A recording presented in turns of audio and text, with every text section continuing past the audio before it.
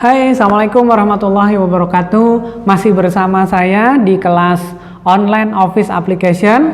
Saya Pangeran Joko. Sahabat kompetener, kita akan membahas untuk sesi ini tentang grafik. Setelah di sesi sebelumnya kita sudah belajar tentang fungsi if gabungan. Baik, sahabat kompetener, di sesi ini kita akan membahas bagaimana cara membuat grafik, fungsinya dan jenis-jenisnya. Sahabat kompetener, grafik adalah suatu bentuk variasi tabel yang akan dapat diberi angka-angka yang akan dapat diberikan atau ditampilkan ke dalam bentuk gambar. Jadi sebetulnya grafik itu adalah tabel yang divisualisasikan dalam bentuk gambar. Ada 3 jenis grafik yang umum. Yang pertama adalah grafik batang. Grafik ini merupakan grafik yang sangat sederhana dan mudah dipahami karena hanya akan dapat menggambarkan data berbentuk batang saja dan keseluruhan data akan bisa ditampilkan. Sedangkan grafik baris yang kedua adalah grafik line. Ini biasanya digunakan untuk menggambarkan perkembangan sesuatu dari waktu ke waktu.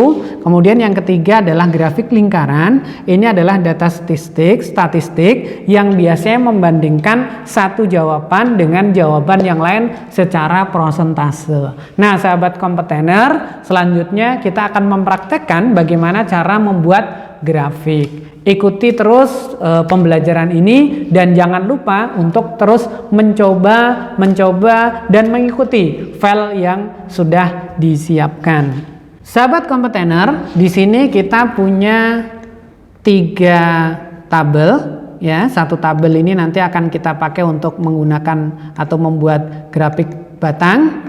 Kemudian yang tengah ini kita akan menggunakan grafik line atau garis atau baris. Kemudian yang ketiga ini kita akan menggunakan grafik untuk yang versi pi atau lingkaran. Baik, kita akan ke grafik yang pertama dulu. Untuk membuat grafik yang pertama harus ada tabelnya terlebih dahulu. Tabel ini nanti kita buat secara manual dan terpisah.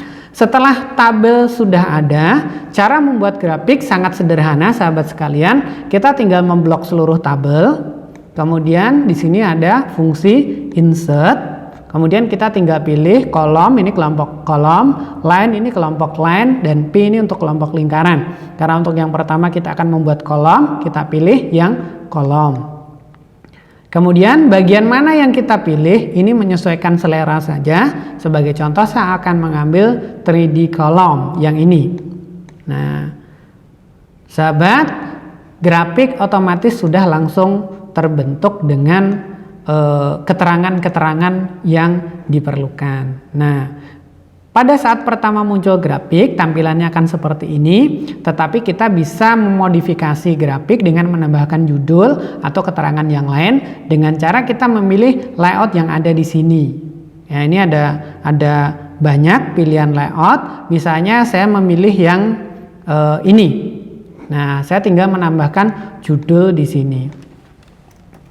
Judul grafik atau judul cat. Nah, selesai. Ada judul, ada keterangan, kemudian atau legend, kemudian ada keterangan kotanya. Nah, kalau kita mau memunculkan angka pada sininya, ya, misalnya kita bisa memilih di sini ke layout. Di sini ada data label.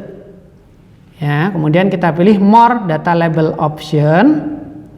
Nah, di sini kita bisa menampilkan value ya atau nilainya kalau memang diperlukan nilai. Nah, value-nya saya buang, di sini juga akan hilang. Ya, baik, sahabat kompetener, setelah kita pilih, kita tinggal klik close. Nah, ini muncul value-nya atau nilainya. Ya, kemudian apabila kita ingin menghias grafik ini dengan memberikan background di belakangnya, kita tinggal klik grafik pada ruang kosong seperti ini, kemudian klik kanan pada mouse Anda, kemudian kita pilih di situ format cat area. Nah, di sini sahabat bisa memilih warna apapun yang diinginkan sebagai background grafik. Tetapi dalam proses pembuatan grafik untuk background harus yang smooth, tidak boleh mengganggu tampilan grafik itu sendiri. Nah, ini contoh saya ambil warna seperti ini sehingga tulisan ini tetap harus kelihatan. Nah, sahabat kompetitor, demikian pembahasan tentang grafik batang. Kita akan berpindah ke grafik nomor 2 untuk grafik land. Caranya sama, tinggal kita blok, kemudian insert. Pilihan di sini kita bisa memilih salah satu. Nah, akan tetapi sahabat kompetitor, karena grafik line ini biasanya per satu laporan, di sini kita akan memilih satu saja. Ya, misalnya untuk daerah Kota Waringin Timur. Kemudian kita pilih line yang ini misalnya. Nah, ini adalah untuk daerah Kota Waringin Timur. Oh, salah saya ganti. Ini grafik anu dulu, grafik apa namanya?